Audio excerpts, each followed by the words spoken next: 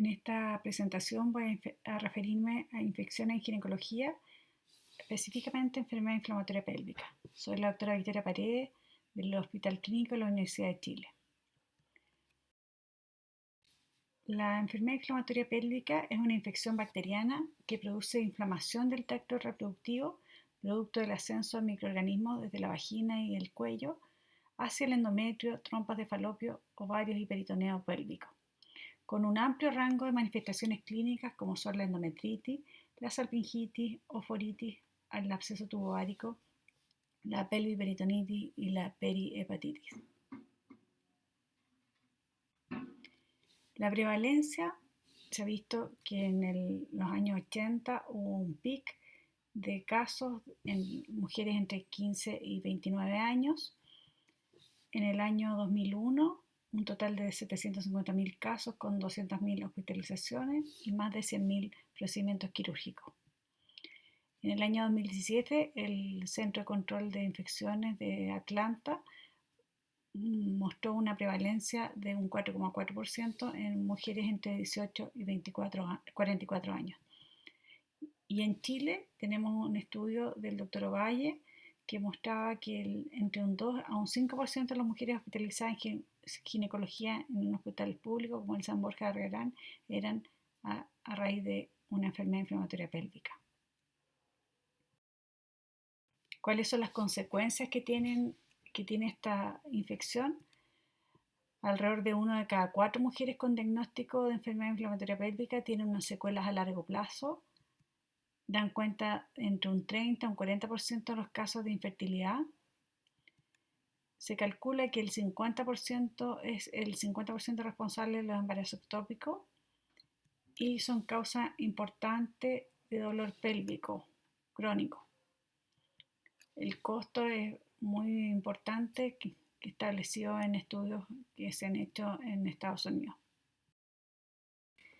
En este gráfico lo que se muestra son los casos entre el año 2001 y 2006, que muestra que la enfermedad inflamatoria pélvica clínica se redujo drásticamente en América del Norte y en el oeste de Europa por la puesta en marcha en el otro gráfico, que es con respecto al screening que se hace de clamidia y gonococo. A pesar, eso sí, de esta disminución, sigue siendo un problema, ya que los programas destinados a la prevención no son factibles de hacer en países en vías de desarrollo, y también tenemos el problema de la enfermedad inflamatoria pélvica subclínica, que es una importante causa de daño. Los factores de riesgo: la edad, el grupo etario más frecuente es entre los 15 y los 25 años. Los mayores de 35 representan un séptimo de las mujeres jóvenes. Esto es más bien porque las infecciones por clamidia se concentran en adolescentes.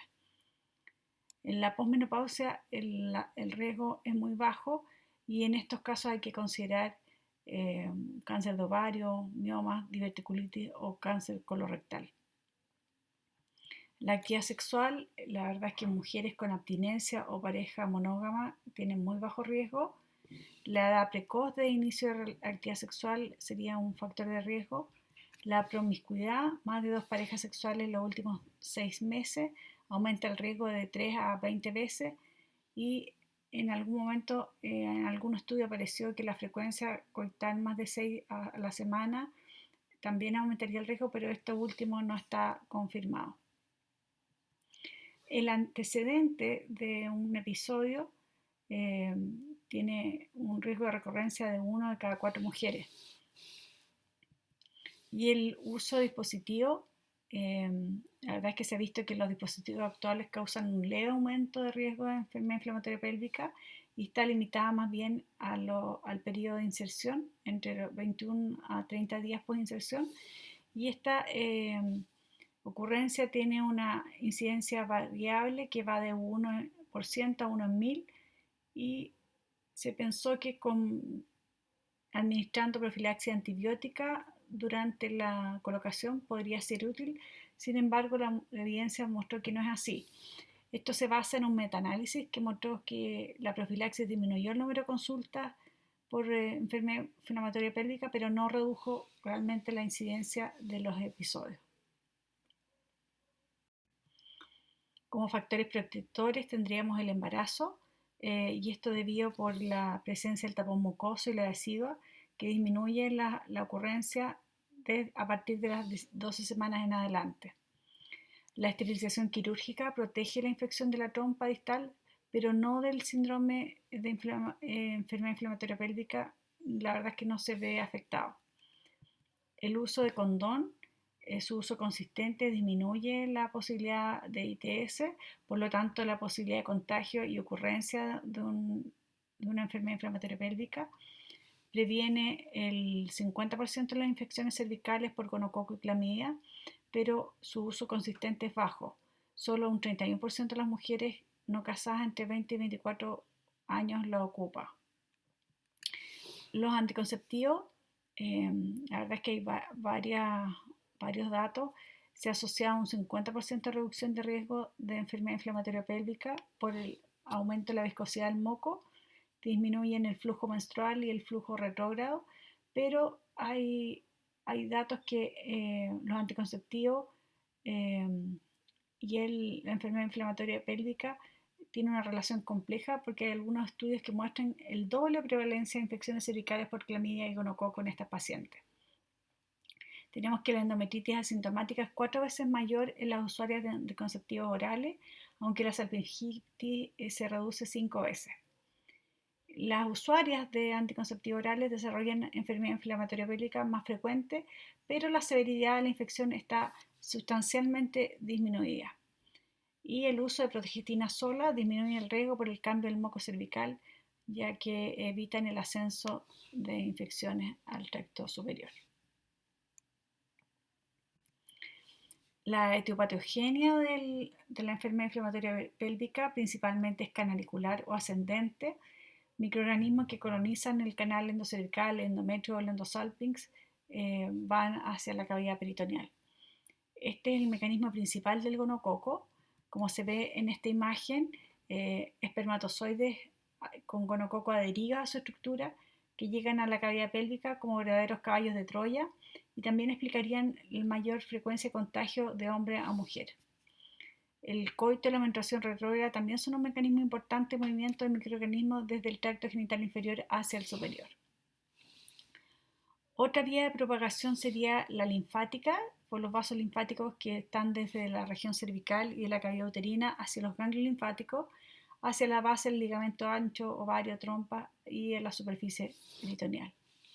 La vía hematógena, que sería la vía por la que se contrae la tuberculosis, y iatrogénica, como son los procedimientos de histerosalpingografía, histerosonografía o histeroscopía.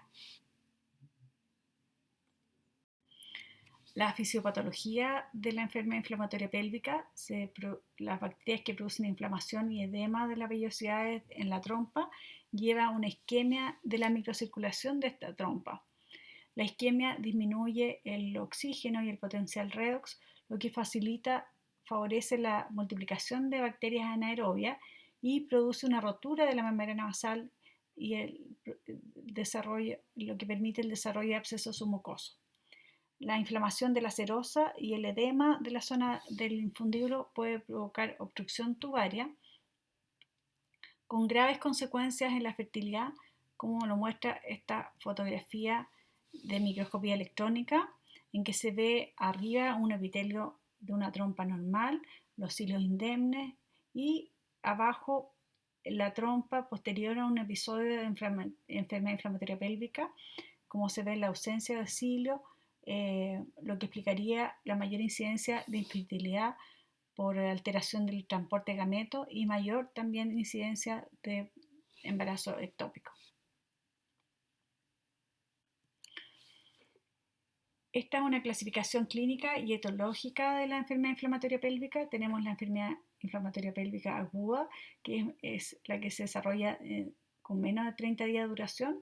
Principalmente están implicados los patógenos cervicales como la Neisseria y el gonococo, y también tenemos el Mycoplasma genitalium. También están todas las bacterias anaerobias implicadas en la vaginosis bacteriana. Tenemos patógenos respiratorios, como son el streptococo, el hemófilus, y patógenos entéricos como son la Escherichia coli, algunos bacteroides y streptococo grupo B.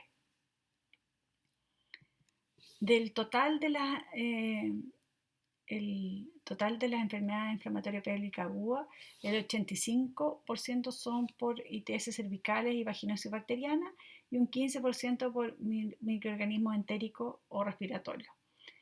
Y tenemos que la enfermedad inflamatoria pélvica subclínica es 2 veces más común que la enfermedad inflamatoria pélvica aguda, y este es el caso de que mujeres con infertilidad de factor tuario no parecen en algunos casos tener historia de enfermedad inflamatoria pélvica. La enfermedad inflamatoria pélvica subclínica ocurre más frecuentemente en usuarias de anticonceptivos orales. También tenemos la enfermedad inflamatoria pélvica crónica, que es de más de 30 días de duración, que son las que ocurren por tuberculosis y actinomicosis. Son presentaciones más bien indolentes, con poca fiebre, hay una baja de peso y dolor abdominal. Se ha sugerido el uso del dispositivo no controlado como un riesgo de actinomicosis, pero esta última afirmación aún no está confirmada. Tenemos formas más bien leves y formas más severas. Podemos tener una endometritis, una salpingitis que evoluciona a una pelviperitonitis, o tener una salpingitis moderada o más severa, un piosalpinx, que también pueden evolucionar a una pelviperitonitis. El absceso tubovárico o un absceso pélvico pueden evolucionar a una peritonitis difusa, que son formas más graves de esta presentación. Tenemos que el síntoma cardinal es el dolor abdominal bajo o pélvico, que usualmente es bilateral. Es raro que sea de más de 2 semanas de evolución, de intensidad variable, que aparece durante o inmediatamente después de la menstruación, o que ocurre durante el coito o movimientos de rebote como salto step. Tenemos la dispareunia, el sangrado intermenstrual o sinusorragia, que ocurre en un tercio de los casos, una descarga vaginal anormal, disuria y, en casos severos, la aparición de fiebre. Las manifestaciones clínicas: tenemos dolor a la palpación abdominal de los cuadrantes inferiores, signos de irritación peritoneal, fiebre y disminución de los ruidos hidroaéreos cuando son cuadros severos. La especuloscopía puede dar un exudado mucopurulento por el cervix o un cervix que sangra fácilmente. Dolor a la movilización cervical, a la palpación uterina o de los anexos, que tiene un 95% de sensibilidad, pero baja especificidad. Pero junto con la inflamación del tracto genital inferior, el signo más característico de la enfermedad inflamatoria pélvica. También podemos tener una masa anexial palpable, que es menos común en los casos leves a moderados. El diagnóstico es principalmente clínico. Se hace a mujeres jóvenes, especialmente con riesgo de infección de transmisión sexual, que presenta dolor pélvico o de abdomen bajo y tiene evidencia de dolor a la movilización cervical, uterina o dolor anexial. El diagnóstico clínico tiene una sensibilidad de un 65 o 90%, y debido a las potenciales secuelas de la enfermedad inflamatoria pélvica, el tratamiento no debe ser retrasado. El diagnóstico clínico es suficiente para iniciar una terapia presuntiva, aún en pacientes con mínimos o leves hallazgos, por las potenciales consecuencias que tiene no dar el tratamiento. El diagnóstico y tratamiento oportuno reduce el riesgo de complicaciones a largo plazo.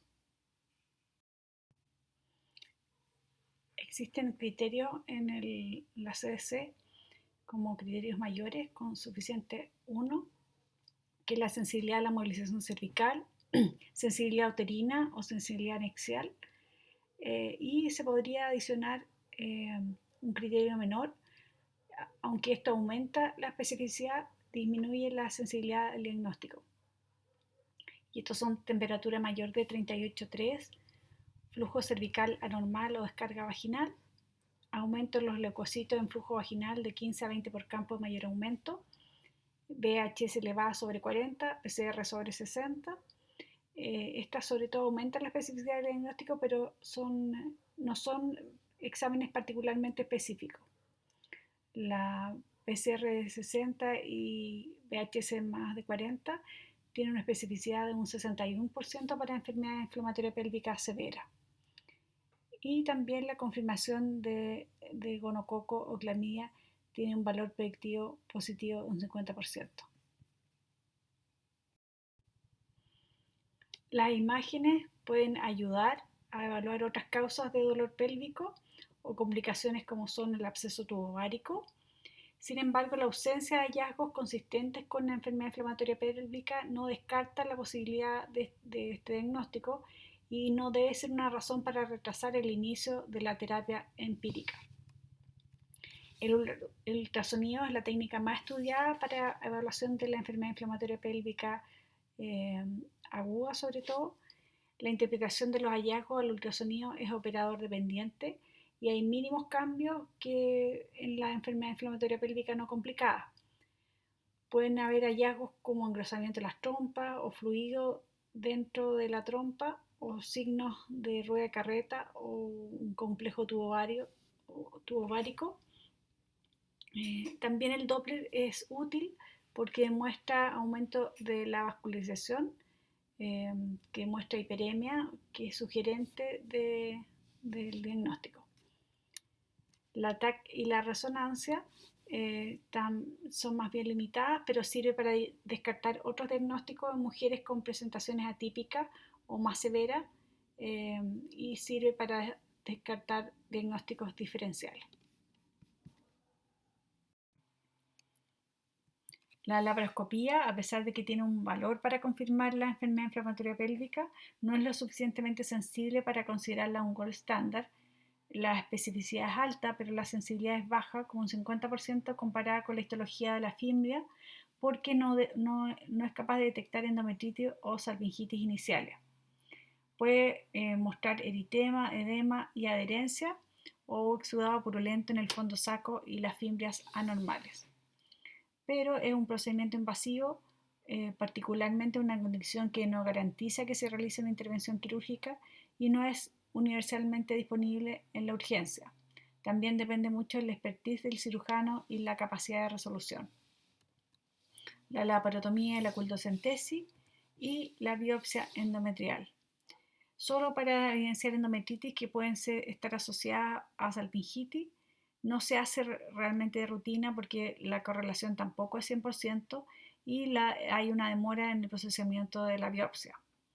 También existe insuficiente evidencia para recomendarla en forma rutinaria porque además la endometritis histológica no se asocia a mayores tasas de infertilidad, dolor crónico o recurrencia de la enfermedad inflamatoria pélvica. El tratamiento en general ha habido una tendencia a manejar los pacientes en forma ambulatoria y a una minoría a ser hospitalizados en caso de enfermedad inflamatoria pélvica leve o moderada. Hay un estudio que muestra de 831 pacientes que fueron randomizadas a terapia endovenosa hospitalizada con terapia endovenosa por al menos 48 horas y terapia intramuscular ambulatoria y vieron que los resultados reproductivos de embarazo ectópico y dolor pélvico fueron similares en los dos grupos.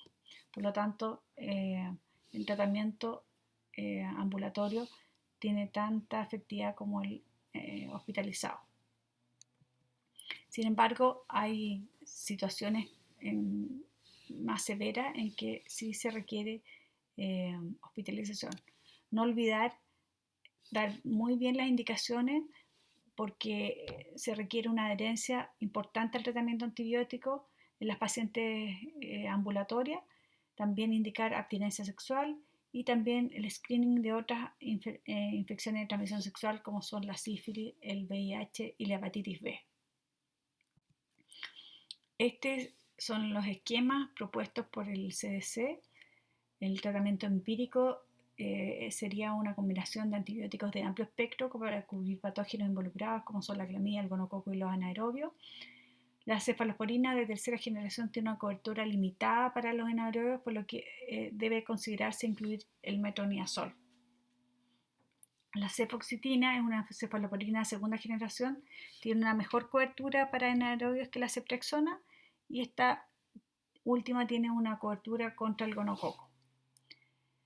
Cuando hay sospecha de infección por Mycoplasma genitalium, la verdad es que es bastante problemática el tratamiento porque son resistentes a la doxiciclina y en ese caso mejor indicar moxifloxacina para erradicarlo. La acitromicina también es útil para erradicar la clamidia y tener en cuenta que si se ocupa cefalosporina hay una reactividad cruzada entre la alergia a la penicilina y la cefalosporina y es menor a un 2,5% de los casos. El riesgo es cuando se ocupa cefalosporina de primera generación y es bastante menor con las de segunda y tercera generación. También incluir el tratamiento de la pareja sexual, que es el contacto 60 días previos al inicio de la enfermedad inflamatoria pélvica para infecciones de transmisión sexual. Este es un esquema propuesto por el doctor Ovalle, que es una de las personas que ha publicado sobre enfermedad inflamatoria pélvica en nuestro país y es un esquema más o menos parecido a ceftriaxona, doxiciclina más metronidazol. Y por supuesto que tratamiento también a la pareja sexual. Debe hacerse un seguimiento estricto, hay que evaluar la mejoría clínica, como son la disminución del dolor uterino, anexial o cervical dentro de las primeras 72 horas de iniciar la terapia. Si esto no ocurre, es necesario hospitalizar y reevaluar el tratamiento antibiótico o realizar pruebas adicionales, incluida la laparoscopía diagnóstica. También se recomienda, en casos, retestear a los 3 meses la infección por clamidia y gonococo. Este es un esquema de conducta. Si tenemos una enfermedad clínica severa, con fiebre, náuseas, vómito y dolor abdominal severo, o está complicado con un absceso tubovárico, o es necesario realizar exploración diagnóstica para descartar otras causas que puedan ser los diagnósticos diferenciales, como son apendicitis, torsión ovárica o sospecha de un absceso tubovárico roto, o la imposibilidad de dar antibióticos orales por la sintomatología, o fracaso del tratamiento ambulatorio después de 72 horas del antibiótico, ruralidad o dificultad para reevaluar, o embarazo. Si esto está presente, esas pacientes deben ser hospitalizadas para dar tratamiento antibiótico endovenoso.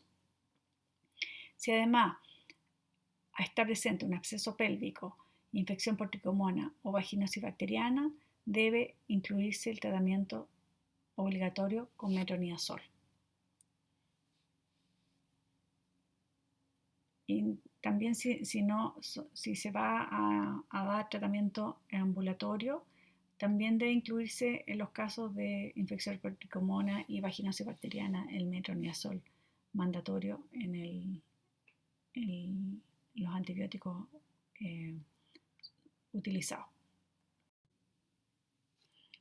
El tratamiento quirúrgico precoz dentro de las primeras 24 horas de admisión con laparoscopía sirve para liberar adherencia, limpiar exudado purulento y tomar cultivo. Mejora los resultados de fertilidad a largo plazo según un estudio randomizado donde se comparó tratamiento antibiótico versus laparoscopía. También se plantea tratamiento quirúrgico inmediato dentro de las 72 horas del diagnóstico en caso de complicaciones como son el shock séptico, absceso tubovárico o fracaso del tratamiento antibiótico por la persistencia de fiebre a las 72 horas de iniciado el tratamiento antibiótico. La laparoscopía es útil cuando el estudio de imágenes no ha sido esclarecedor en pacientes que falla el tratamiento para ver una causa alternativa que esté causando los síntomas y en pacientes que no hay una mejoría o hay un empeoramiento de las condiciones después de 72 horas de tratamiento, que sugiere que la enfermedad inflamatoria pélvica no fue un diagnóstico correcto. La verdad es que no se justifican todas las guías clínicas debido al costo y las dificultades técnicas. Sin embargo, si está disponible y la mujer tiene deseo de fertilidad, podría ser de gran utilidad, porque además de ser diagnóstica es terapéutica para hacer liberación de adherencias, drenaje, pus y aseo. También es útil para tomar cultivo. Permite también evaluar la severidad del compromiso y hacer una clasificación laparoscópica en que se puede ver un leve eritema de las trompas. Esta se mueve libremente, no hay exudado purulento. Una moderada con el eritema marcado, con material purulento, no hay movimiento de trompa. Y un tipo más severo en que hay presencia de piosálpix y absceso pélvico. El tratamiento quirúrgico puede ser diferido semanas después de una evolución insatisfactoria o persistencia de un tumor pelviano con una reducción inferior al 50% en su tamaño, o algia pélvica o dispareunia persistente por más de 3 meses. El tipo de cirugía va a depender del deseo de fertilidad y la extensión de la enfermedad, y también la del paciente y la experiencia del equipo quirúrgico. Las complicaciones a largo plazo, tenemos que la enfermedad inflamatoria pélvica leve a moderada tiene un 15% de recurrencia a los 35 meses y un 21% a los 84 meses. Y vemos que en un análisis ajustado, las adolescentes tienen un 50% más de recurrencia que las mujeres adultas. También el dolor pélvico, tenemos que un tercio de las pacientes desarrollan dolor pélvico después de una enfermedad inflamatoria pélvica. Esto puede ser resultado de las cicatrices o adherencias que se desarrollan secundaria al proceso infeccioso. También se ha visto un aumento del cáncer de ovario en asociación, la verdad es que no está clara. Hay un metaanálisis con 16 estudios que reportó una asociación positiva de 1.18 con más de 5 episodios de enfermedad inflamatoria pélvica. Esto aumentaría el riesgo de tumor borderline, pero no aumenta el riesgo de cáncer de todo tipo. Se desconoce el porqué.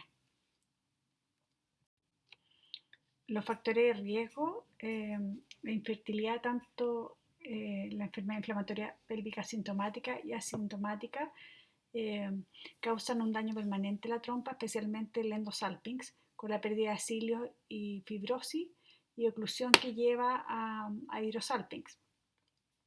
El hidrosalpinx después de la enfermedad inflamatoria pélvica puede quedarse bloqueado con este fluido estéril, que se asocia a dolor e infertilidad de factor tubario. También tiene importancia porque en pacientes que van a ser sometidas a fertilización in vitro tiene consecuencias negativas en las tasas de embarazo, implantación, pérdidas de embarazo, parto prematuro y de nacidos vivos. Los factores de riesgo de obstrucción tubaria, infertilidad, postsalpingitis aguda, varía según el número de episodios. Cuando tenemos un episodio aumenta 5 veces, con 2 episodios a 11 y 3 o más episodios casi 20 veces. También tiene que ver con la severidad. Tenemos que es mayor cuando es una enfermedad inflamatoria pélvica más severa, y también la tardanza en el inicio de la terapia. Si se tarda más de 3 días en iniciar la terapia, el riesgo aumenta 3 veces. También vemos que el embarazo ectópico, el daño que ocurre en la trompa versus una paciente que no ha tenido enfermedad inflamatoria pélvica diagnosticada por la laparoscopía, es de 7.8 versus 1.3. También la cantidad de episodios aumenta, y también si es leve, moderada a severa. El diagnóstico diferencial de la enfermedad inflamatoria pélvica, tenemos que hay que hacerlo con el embarazo ectópico, torsión o rotura de un quiste ovárico, endometriosis, cistitis, apendicitis, diverticulitis, y síndrome intestino irritable y dolor funcional cuando ya se han descartado todas las otras causas. El manejo de pacientes con enfermedad inflamatoria pélvica y dispositivo, la verdad es que se ha relacionado solamente a las 3 primeras semanas post inserción. Si a una usuaria de dispositivo se diagnostica una enfermedad inflamatoria pélvica, no es necesario retirarlo, debe recibir tratamiento y un seguimiento estricto. Hay un estudio metodológicamente limitado que sugería que la remoción del dispositivo tenía mejores resultados, pero la revisión sistemática no mostró una diferencia clínica o de laboratorio de las mujeres a las que se les trajo el DIU versus a las que se les mantuvo. Hay una evidencia que muestra que las que se les removió tuvieron más días de hospitalización y hay un solo estudio que mostró una mejoría de los síntomas en las que se removió el dispositivo. Hay que considerar que el tipo de dispositivo con levonorgestrel tiene menos tasa de desarrollo de enfermedad inflamatoria pélvica que las usuarias de otros tipos, pero no hay estudios disponibles que definan claramente esta afirmación.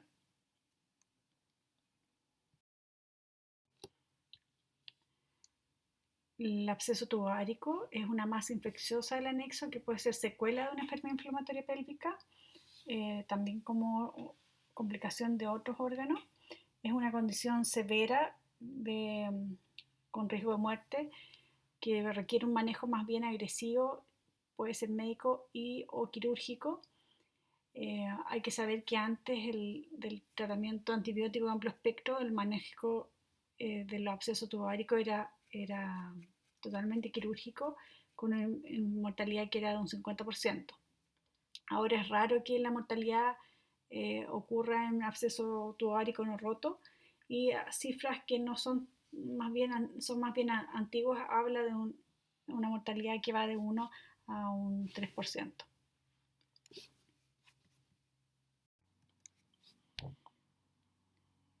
Da cuenta de un tercio de los casos de enfermedad inflamatoria pélvica.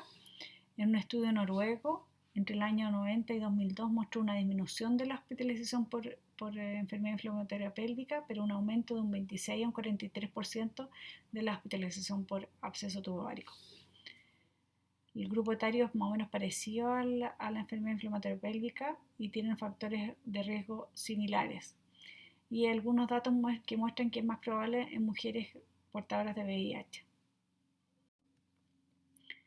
Esta tabla muestra los casos de hospitalización por absceso tuboárico en el Hospital San Borja, el estudio realizado por el Dr. Ovalle, que coincide con las publicaciones internacionales, y esto por el aumento de tratamiento más bien ambulatorio de la enfermedad inflamatoria pélvica y que solamente se hospitalizan los casos más graves. Tenemos que la edad promedio de estas mujeres fue de 40 años, y en este trabajo se asoció al uso de dispositivos, ya que el 84% tenía un DIU sin control por más de 3 años y un uso prolongado de promedio de 10 años. La capacidad, y ellos plantean que la capacidad antibacteriana del cobre se iría perdiendo disminuyendo su efecto antibactericida que tiene, y se encontró una pérdida total o casi total del cobre en casi todos los dispositivos que se extrajeron. La verdad es que la patogénesis del absceso tuboárico no se sabe bien cómo un episodio de enfermedad inflamatoria pélvica se transforma en ato y otros no, ya que no todos los atos tampoco resultan de una enfermedad inflamatoria pélvica. También pueden provenir de enfermedad intestinal, apendicitis, cirugía anexial o por vía hematógena. Se cree que una trompa defectuosa de una infección previa podría ser la causa, y el ascenso de microorganismos provoca daño del endotelio de las trompas y edema del infundíbulo, lo que provocaría un bloqueo, aglutinación, isquemia y necrosis que contribuyen al desarrollo de un Biosalpinx. La necrosis dentro de este complejo provocaría el absceso de estas cavidades y el crecimiento de bacterias anaerobias presentes en la flora endógena de la pelvis. La adherencia a estructuras pélvicas adyacentes como el omen o el intestino serviría como un mecanismo de defensa para controlar el proceso inflamatorio dentro de la pelvis. Esta sería la causa por qué algunas mujeres con absceso tuboárico no se ven tan enfermas con tanta fiebre o tanta leucocitosis. La microbiología del absceso tuboárico se sabe que es una infección polimicrobiana. Hay anaerobios, aerobios y organismos facultativos similares a los de la enfermedad inflamatoria pélvica. Sin embargo, llama la atención que los patógenos poco frecuentes a aislar en el absceso es la clamidia y el gonococo.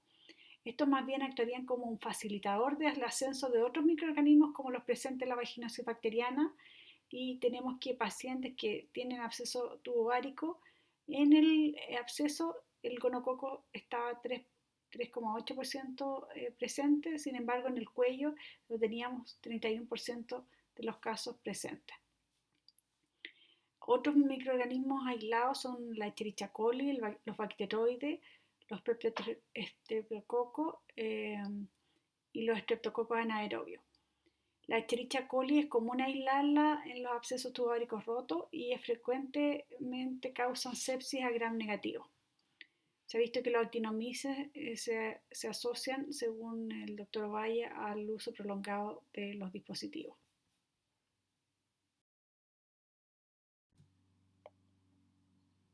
El cuadro clínico es similar a la enfermedad inflamatoria pélvica. Es un diagnóstico difícil por la amplia variedad de signos y síntomas.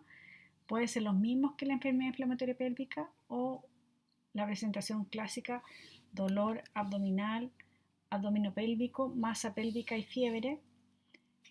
La fiebre puede no necesariamente estar presente en todos los casos, puede a veces ser nocturna o solamente calofrío.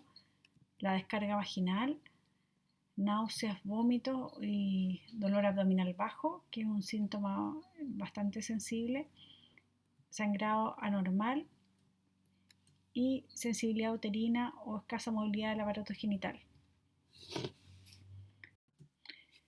Dentro de los exámenes de laboratorio puede haber leucocitosis en la mayoría, pero no todas.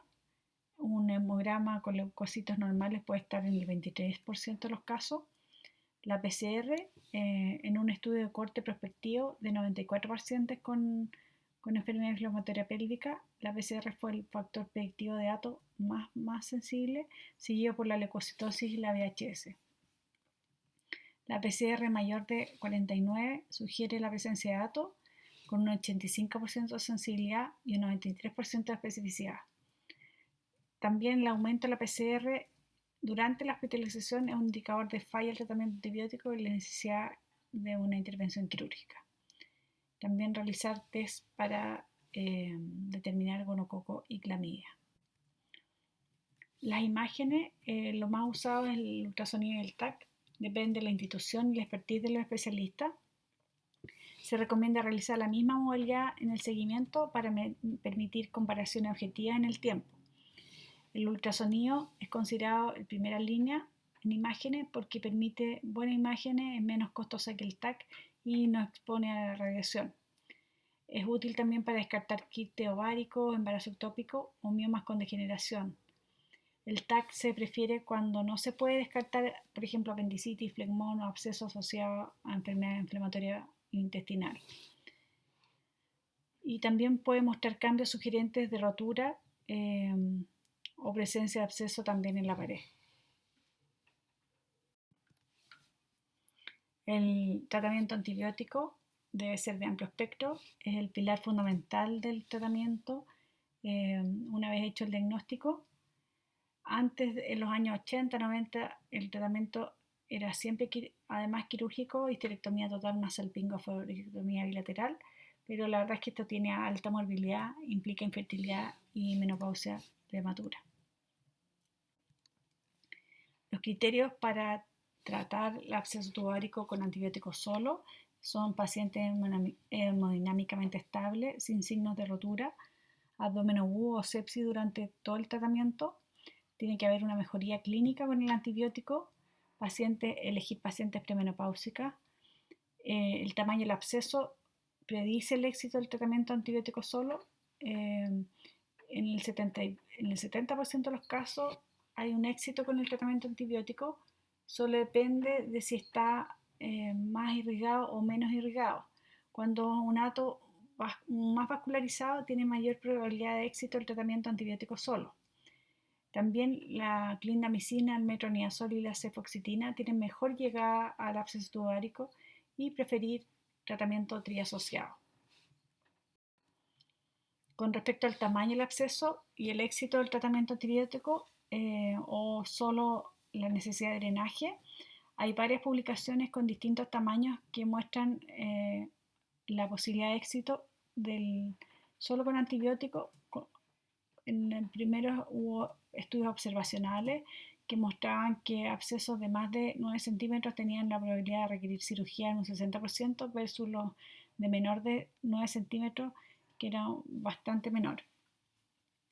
Estudios posteriores mostraron que el tamaño de 7 centímetros o más requería la necesidad de drenaje o cirugía. Sin embargo, pacientes hemodinámicamente estables con antecedentes de cirugía previa que sugiere presencia de adherencia o deseo preservar la fertilidad, se puede tratar con antibióticos solo, pero hay que evaluar caso a caso. Debe señalarse que si hay una sospecha de rotura, debe drenarse inmediatamente. Y también considerar si es un absceso tubárico bilateral.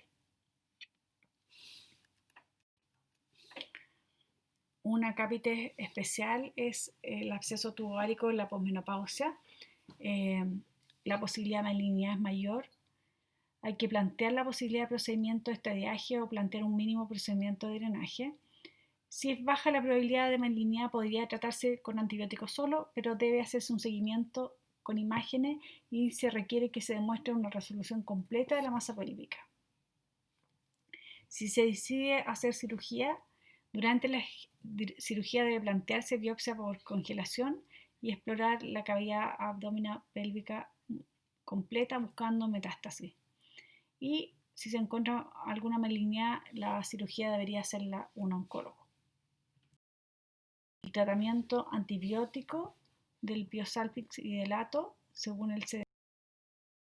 El esquema propuesto por el doctor Ovalle en su última publicación, que es Penny, Kemi, Metronidazol, y planteaba posteriormente 14 a 21 días con ciprofloxacino, metronidazol, pero la verdad es que ciprofloxacino ya no se usa, así que en general debería completarse 14 a 21 días con metronidazol, doxiciclina o levofloxacino, metronidazol o amoxiclavulánico por 14 a 21 días.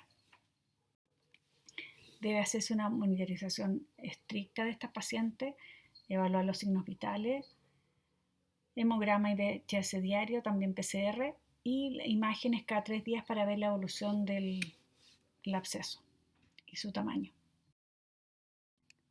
Los criterios de falla del tratamiento antibiótico es reinicio de fiebre o persistencia de esta por más de 72 horas, Blumberg persistente o que empeora, la masa que crece, la leucocitosis persistente o que empeora, aumento de la PCR o sospecha de sepsis. Para mujeres con absceso de más de 7 centímetros, se debería realizar exploración quirúrgica con incisión o un drenaje percutáneo. Sin embargo, se puede iniciar terapia antibiótica sola en pacientes hemodinámicamente estables o los que tengan alguna razón para evitar la cirugía, como una historia de cirugía previa que sugiera la presencia de adherencia o deseo de fertilidad. Debe evaluarse caso a caso siempre que no haya sospecha de rotura o falta de respuesta al tratamiento antibiótico. En algunos casos, estas pacientes se pueden beneficiar con el drenaje dirigido por imágenes con muy buenos resultados como se ven en estos estudios. En el primer estudio tiene un éxito mucho mayor el tratamiento antibiótico con la aspiración a través de imágenes. Y en el segundo trabajo también hay un mejor alivio del dolor y con pocas complicaciones del mismo procedimiento. Sin embargo, tienen que tener un seguimiento muy estricto porque igual en algunos casos se requiere cirugía. El drenaje puede ser percutáneo, transvaginal, transrectal o transglúteo, depende de la localización del absceso, también la tecnología disponible y la experiencia del operador.